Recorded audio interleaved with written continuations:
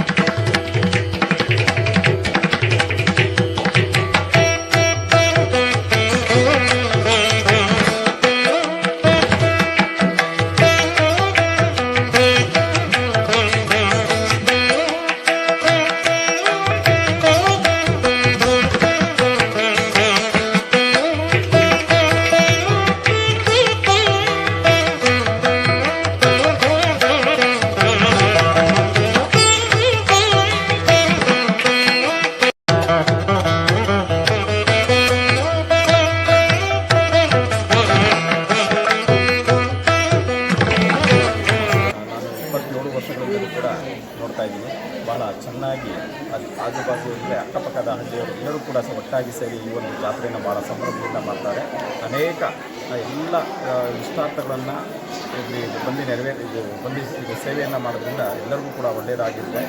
ಆಗ ಹಲವಾರು ಮಂದಿ ದೇಶ ವಿದೇಶಗಳಿಂದಲೂ ಕೂಡ ಈ ಒಂದು ಜಾತ್ರಾ ಮಹೋತ್ಸವಕ್ಕೆ ಎಲ್ಲರೂ ಕೂಡ ಬರ್ತಾರೆ. ಅದರಲ್ಲೂ ಕೂಡ ಈ ಕಾರ್ತಿಕ ಮಾಸದಲ್ಲಿ ಈ ಒಂದು ರಾತ್ರಿ ಒಂದು ದೀಪವನ್ನು ಹಚ್ಚುವಂಥ ಕಾರ್ಯಕ್ರಮ ಬಹಳ ಯಶಸ್ವಿಯಾಗಿ ನಡೀತಾ ಇದೆ. ಎಲ್ಲ ಭಕ್ತಾದಿಗಳಿಗೂ ಕೂಡ ಅನ್ನ ಸಂತರ್ಪಣೆಯನ್ನು ಕೂಡ ಪ್ರತಿ ವರ್ಷವೂ ಕೂಡ ಏರ್ಪಡಿಸ್ತಾರೆ. ಅದೇ ರೀತಿ ಎಲ್ಲರೂ ಕೂಡ ಇಷ್ಟಾರ್ಥವನ್ನು ಸಿದ್ಧಿಯನ್ನು ಕಾರ್ಯನಿರ್ವಹಿಸುವಂತಹ ದೇವತೆಯಾಗಿರುವಂಥದ್ದು ಆದಿಶಕ್ತಿ ದೇವಿ ನಮ್ಮ ದೇಶದಲ್ಲಿ. ಸರ್, ಎಷ್ಟು ವರ್ಷದಿಂದ ಬರ್ತಾ ಇದ್ದೀರಾ? ಕಳೆದ 27 ವರ್ಷಗಳಿಂದ ನಾವು ಹೇಗೆ ಅನಿಸ್ತಾ ಇದೆ ನಿಮ್ಗೆ? ಹೇಗೆ ಅನಿಸ್ತಾ ಇದೆ ನಿಮಗೆ? ಅದಕ್ಕೆ ನಮಗೆ ಸಾಕಷ್ಟು ಒಳ್ಳೆಯದಾಗಿದೆ. ದೇವಸ್ಥಾನ ಬಂದಾಗಿಂದ 27 ವರ್ಷಗಳಿಂದ ಎಲ್ಲ ಥರದ ಅಭಿವೃದ್ಧಿಗಳು ಕೂಡ ನಮಗೆ ಸಹಕಾರಿಯಾಗಿದೆ. ಅದರಲ್ಲೂ ನಮ್ಮ ಆದಿಶಕ್ತಿ ದೇವಿಯ ಉಪಾಸಕರಾಗಿದ್ದಂಥ ರಮಣವರು ಎಲ್ಲರನ್ನೂ ಕೂಡ ಲಕ್ಷಾಂತರ ಮಂದಿಯನ್ನು ಈ ಒಂದು ದೇವಸ್ಥಾನಕ್ಕೆ ಬಂದು ಅವರೆಲ್ಲರೂ ಕೂಡ ದೇವರ ಒಂದು ಕೃಪೆಗೆ ಪಾತ್ರರಾಗಿ ಎಲ್ಲರಿಗೂ ಕೂಡ ಅನುಕೂಲವಾಗಿದೆ. ಇನ್ನೂ ಹೆಚ್ಚಿನ ಭಕ್ತಾದಿಗಳು ಬರಲಿ. ಅದರಲ್ಲೂ ಕೂಡ ಏಪ್ರಿಲ್ ನಡೆಯುವಂತಹ ಜಾತ್ರೆಯಲ್ಲಂತೂ ಲಕ್ಷಾಂತರ ಮಂದಿ ಬರ್ತಾರೆ. ಅದಕ್ಕೆಲ್ಲರೂ ಕೂಡ ಒಟ್ಟಾಗಿ ಅನ್ನ ಸಂತರ್ಪಣೆಯನ್ನು ಮಾಡ್ತಾರೆ. ಭಾಳ ವಿಜೃಂಭಣೆಯಿಂದ ಎಲ್ಲ ಕುಟುಂಬಸ್ಥರು ಮತ್ತು ಎಲ್ಲರೂ ಕೂಡ ಬಂದು ಇದರ ಪಾಲ್ಗೊಂಡು ಎಲ್ಲರೂ ಕೂಡ ಒಳ್ಳೆಯದಾಗಲಿ ಅಂತ ಕೇಳ್ಕೊಂಡು ಒಳ್ಳೆಯದಾಗ್ತಾ ಇದೆ. ನಿಮ್ಮ ಹೆಸರು? ಒಳ್ಳೆಯದಾಗಿದೆ. ನಿಮ್ಮ ಹೆಸರು ಸರ್? ಅನಂತೇಗೌಡ. ಸರ್, ಯಾವೂರಿಂದ ಬಂದಿದ್ದೀರಿ? ಮದ್ದೂರು. Thank you sir. ನಮ್ಮ ಮನೆ ಮಂದಿಯವರಿಗೆಲ್ಲ ಇಲ್ಲಿ ಕೆಲಸ ಕೂಡ ನೀವೇ ದೇವಸ್ಥಾನಕ್ಕೆ ಜೀರ್ಣೋದ್ಧಾರ ಮಾಡಿ ಎಲ್ಲ ಭಕ್ತರಿಂದ ನಾವು ಮಾಡೀವಿ ಅಂತ ಅಮ್ಮನ ಭಕ್ತರು ಮಾಡಿ ನಾವು ಮಾಡಿದ್ವಿ ಹೇಳ್ಕೊಳಕ್ಕಾಗಲ್ಲ. ಸುಮ್ಮನೆ ನಾವು ತೃಣ ನೋಡ್ಲಿದ್ದಾರೆ. ತುಂಬ ಜಾತ್ರೆ ಏನು ಮೈಸೂರು ದಸರಾ ನಡೆದು ಒಂದೇ ಗಂಟೆ ಆದರೂ ನೋಡೋರು ಹೇಳ್ತಾರೆ. ನಾವೇ ಹೇಳ್ಕೋಬೇಡ್ದು. ನಮ್ಮೂರಲ್ಲಿ ಬೇರೆಯವ್ರಿಗೆ ಕೇಳಿದಾಗ ಹೇಳ್ತಾರೆ. ಕಾರ್ತಿಕ ಮಾಸ ಭಾಳ ವಿಶೇಷವಾಗಿ ನಡೆಸ್ಕೊಂಡ್ಬರ್ತಾ ಇದ್ದಾರೆ. ಅವಾಗೆಲ್ಲ ಹಿಂದೆ ಮರಿ ಕಡಿತಿದ್ದು 25-30 ವರ್ಷ ಅಂತ ಮರಿ ಕಡಿತಿದ್ದು. ಇತ್ತೀಚೆಗೆ ಬೆಳೆ ಸಾಲ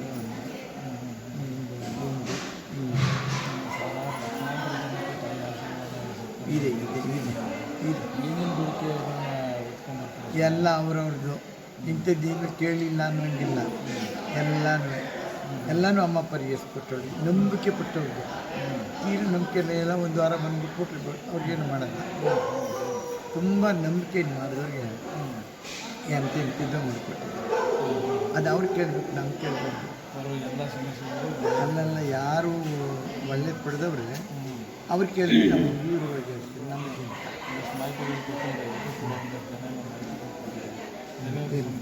ಒಳ್ಳೆ ಸಣ್ಣ ಮಕ್ಕಳಿಂದಲೂ ಬರ್ತಾ ಇದ್ದೀವಿ ನಾವಿದ್ದರೆ. ನಮಗೆ ತುಂಬ ಕಷ್ಟ ಇತ್ತು, ಸಮಸ್ಯೆ ಇತ್ತು.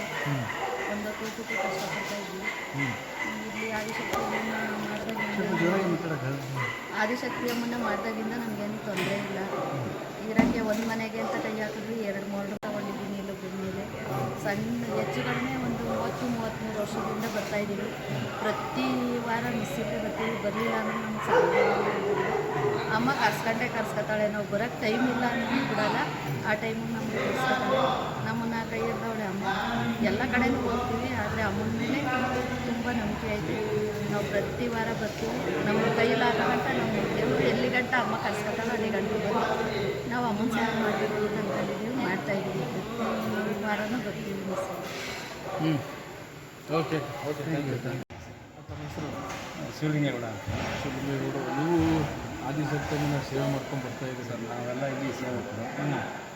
ಸುಮಾರು ಬೈ ಬರ್ತ್ ಅಂದರೆ ನಾನು ಹುಟ್ಟುತ್ತಾವಿಂದ ನಮ್ಮ ತಂದೆ ತಾಯಿ ದೇವಸ್ಥಾನ ಕರ್ಕೊಂಡ್ಬರ್ತಾಯಿದ್ದೆ. ಅವ್ರಿಗೂ ಒಳ್ಳೆಯದಾಗಿಲ್ಲ. ಹಾಗಾಗಿ ಅಲ್ಲಿಂದ ಹಾಗೆ ಸಣ್ಣ ಮಕ್ಕಳಿಂದ ಬರ್ತಾಯಿದ್ದು. ಈಗಲೂ ಕೂಡ ಇಲ್ಲಿ ಬಂದು ಬೇರೆ ಏನು ಕೆಲಸ ಮಾಡ್ತೀವಿ ಸರ್? ವೃತ್ತಿನಲ್ಲಿ LIC ಮಾಡ್ತಾಯಿದ್ದೀನಿ. ಪ್ರವೃತ್ತಿ ಬಂದು ವ್ಯವಸಾಯ ಕೂಡ ಮಾಡ್ತಾಯಿದ್ದೀನಿ. ಈಗ ಇಲ್ಲಿ ಬಂದಾಗ ದೇವಿನಲ್ಲಿ ಇಲ್ಲಿ ಏನು ಕೆಲಸ ಸೇವೆ ಮಾಡ್ತೀನಿ ಹೋಗ್ತಾಯಿದ್ದೀನಿ. ಆ ತಾಯಿಯಿಂದ ನನಗೆ ತುಂಬ ಒಳ್ಳೆಯದಾಗಿದೆ. ನನ್ನ ಜೀವನ ಒಂದು ರೀತಿಯಲ್ಲಿ ಈ ಸ್ಥಳಕ್ಕೆ ಬಂದ ಮೇಲೆ ಪಾವನ ಆಗಿದೆ ಅಂತಲೇ ಹೇಳ್ತೀನಿ. ಆ ನಿಟ್ಟಿನಲ್ಲಿ ಸಕ್ಸಸ್ ಖಂಡಿತವಾಗಿ. ಇವರ ತಾಯಿಯ ಮಹಿಮೆ ಮತ್ತು ಶಕ್ತಿ ಬಗ್ಗೆ ಮಾತಾಡೋದು ಏನಂತೀರಿ? ತಾಯಿ ತುಂಬ ಪವರ್ಫುಲ್ ಆದಂಥ ಜಾಗ, ಶಕ್ತಿಯಾದಂಥ ಶಕ್ತಿ ದೇವತೆ. ಯಾವುದೇ ಕಷ್ಟ ಕಾರ್ಪಣ್ಯಗಳಿದ್ದು ತುಂಬ ಸುಲಲಿತವಾಗಿ ಕ್ಲಿಯರ್ ಆಗ್ತದೆ. ಯಾವುದೇ ತೊಡಕುಗಳಿರೋದಿಲ್ಲ, ಜೀವನ ಸುಲಭವಾಗಿ ನಡೀತಾ ಇದೆ. ಕಷ್ಟ ಅಂತ ಹೇಳ್ಕೊಬಂಥ ಭಕ್ತಾದಿಗಳು ಆ ಕಡೆಯಿಂದ ದುಃಖದಲ್ಲಿ ಬರ್ತಾರೆ, ಈ ಕಡೆಯಿಂದ ಹೋಗುವಷ್ಟರಲ್ಲಿ ತುಂಬ ಖುಷಿಯಾಗಿ ಹೋಗ್ತಾರೆ. ಎಲ್ಲ ರೀತಿಯಲ್ಲೂ ಒಳ್ಳೆಯದಾಗಿದೆ. ರಾಜ್ಯದ ಮೂಲೆ ಮೂಲೆಯಿಂದ ಜನ ಇಲ್ಲಿಗೆ ಬರ್ತಾರೆ. ಹಬ್ಬ ಹರಿದಿನಗಳು ನಡೀತಾ ಇರ್ತದೆ. ಮತ್ತು ಊಟ ಉಪಚಾರಗಳಲ್ಲಿ ಭಾನುವಾರ, ಶುಕ್ರವಾರ ಮತ್ತು ಮಂಗಳವಾರ ಅಂದಾಸು ಕೂಡ ಮಾಡ್ತಾರೆ. ಇಲ್ಲಿ ಈ ತಾಯಿ ಕ್ಷೇತ್ರದಲ್ಲಿ ಯಾರು ಬಂದು ಒಂದು ತನ್ನ ತಿಂದರೆ ಹಸು ಅನ್ನೋರು ಕೂಡ ಹೊಟ್ಟೆ ತುಂಬಿಸ್ಕೊಂಡು ಥ್ಯಾಂಕ್ ಯು ಸರ್. ಮೊದಲೊಬ್ಬರು ಪುಟ್ಟಮ್ಮ ಅಂತ ಇಲ್ಲಿ ನನಗೆ ಪರಿಚಯ ಮಾಡಿಸಿದ್ದು. ತುಂಬ ಚಿಕ್ಕ ಹುಡುಗರು ಅವಾಗ. ಇದೆಲ್ಲ ಪೇಂಟಿಂಗ್ಸ್ ಎಲ್ಲ ನಾನೇ ಮಾಡ್ತಾ ಇದ್ದಿದ್ದು. ಶಿಲ್ಪಿ ಕೆಲಸಗಳು, ಮುಂದೆಗಡೆ ವಿಗ್ರಹ ಕೆಲಸಗಳು ಎಲ್ಲ ಮಾಡ್ತಾ ಇದ್ದೆ. ಸುಮಾರು ಕೆಲಸಗಳು, ಸುಮಾರು ವರ್ಷ, ಒಂದು 25 ವರ್ಷ ಕೆಲಸ ಮಾಡಿದ್ದೀನಿ ಅಮ್ಮನ ಸೇವೆ. ಒಂದ್ಸಲ ನನಗೆ ಫುಲ್ ಮೈಗೆ ಹುಷಾರಿಲ್ದಂಗೆ ಮನಗ್ಬಿಟ್ಟೆ. ಫುಲ್ಲು ಟೈಫಾಯ್ಡ್ ಜ್ವರ, ಹೇಳೋಕ್ಕೆ ಆಗಲಿಲ್ಲ. ಅಡ್ಮಿಟ್ ಆಗಿಬಿಟ್ಟೆ. KC ಜನರಲ್, ನಾವಿರೋದು ಬೆಂಗಳೂರು, ಅಲ್ಲಿ KC ಜನರಲ್ ಹಾಸ್ಪಿಟ್ಲಲ್ಲಿ ಅಡ್ಮಿಟ್ ಆಗಿಬಿಟ್ಟಿದೆ. ಆಮೇಲೆ ಇನ್ನೇನು ಇಲ್ಲ, ಗ್ಯಾರಂಟಿ ಇಲ್ಲ, ನೀವು ಉಳಿಯೋದೇ ಚಾನ್ಸಸ್ ಇಲ್ಲ, ತುಂಬ ಸೀರಿಯಸ್ ಅಂತ ಹೇಳ್ಬಿಟ್ರು. ಆವಾಗ ಏನಪ್ಪ ಈ ಥರ ಆಗುತ್ತೆ ಅಂತ ಅಮ್ಮನೇ ಬೇಡ್ಕೊಂಡಿದ್ದಷ್ಟೇ.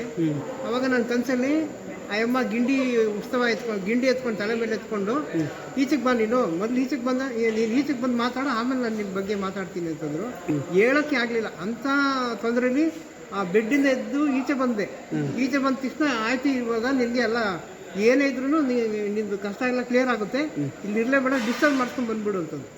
ಅಮ್ಮ ನಾನು ನಿಂತ್ಕೊಳ್ಳೋಕ್ಕೆ ಆಗ್ತಾ ಇಲ್ಲ, ನಾನು ಇದ್ದೀನಲ್ಲ, ಅಲ್ಲಿಂದ ಕರಿತಾ ಇದ್ದೀನಿ, ನಾನು ಇರೋದಕ್ಕೆ ನಾನು ಕರಿತಾ ಇರೋದು ಅಂತ ಅಲ್ಲಿ ಕರೆದಿದ್ದು ಒಂದು 2-3 ದಿವಸಕ್ಕೆ ನನಗೆ ಕ್ಲಿಯರ್ ಆಗೋಯ್ತು.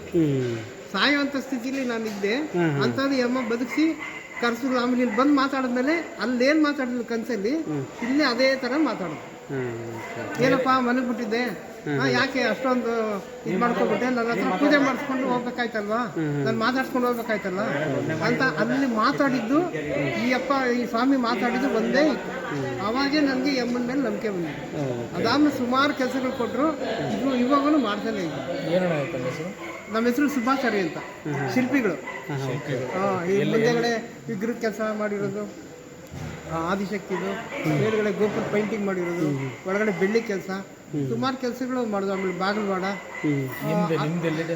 ನಾವು ಇರೋದು ರಾಜಾಜಿನಗರ ಶಿವನಹಳ್ಳಿ, ಶಿವನಗರ ರಾಜಾಜಿನಗರ ಅಂತ ಇರೋದು. ಅಲ್ಲಿಂದ ನಾವು ಬರ್ತೀವಿ. ಯಾವಾಗಾದ್ರೂ ಅವರೇ ಹೇಳ್ಕಳಿಸ್ತಾರೆ. ಬೆಂಗಳೂರಲ್ಲಿ ಇರೋದು ನಾವು.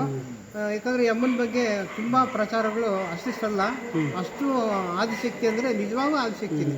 ಆ ಅಮ್ಮ ಗಿಂಡಿ ಹೊತ್ಕೊಂಡು ಬಂದ್ಬಿಟ್ಟು ಅಂದರೆ ನಾವೆಲ್ಲ ಮರ್ತೋಗ್ತಿದ್ದೀವಿ. ಅಷ್ಟು ಎಂಥ ಇದೇ ಕಷ್ಟ ಇದ್ರೂ ಕ್ಲಿಯರ್ ಆಗ್ಬಿಡುತ್ತೆ. ಆ ಅಮ್ಮನ ನೋಡೋಕ್ಕೆ ಭಯ, ಅಷ್ಟು ಭಯ ಆಗೋದು. ಇದು ಈ ಅಮ್ಮನ